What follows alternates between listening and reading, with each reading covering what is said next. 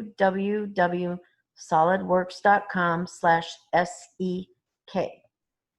And I'm kind of doing this right along with you, so I'm really hoping this works, okay? But anyway, let's go ahead and see if we can get there. And if you typed it in right, actually when they sent me the email, they put the wrong address in there. They copied it twice, so it wasn't going anywhere. But now I noticed that it was SEK, SEK, so I kind of fixed that myself here. But anyway, the next thing you're going to do is fill out this form. And lucky for me, it's going to fill it out really kind of automatically. And then it's going to come over here and say select one of the following. And I'm going to be a teacher. Of course, you're going to be a student. And down here it says I already have a serial number that starts with 9020. There was a series about that once, wasn't there? And then I'm going to go request download. And you're going to accept and continue all those things that we never read. And I'm going to go download. And it did not ask me for, I'll send you the SEK number because it might have already got mine just from past experiences. So I'm going to go ahead and it might ask me now. And I'm trying to load this on the 4 gig computer that I got, so I'm not really sure. But you know that when there is a download, if nothing else, okay, it's going to appear. It's unzipping it. If it doesn't happen right away, you can go to downloads on your computer and find it.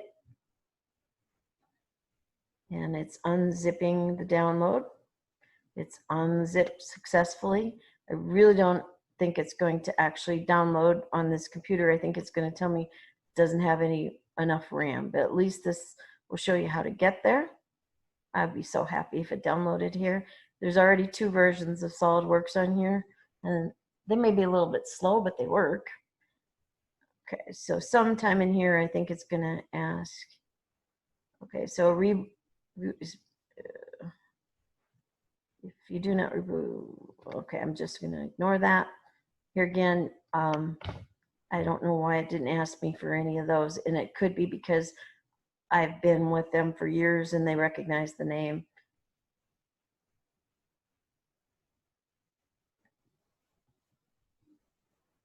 Well, anyway, why it's either downloading or it's going to tell me not.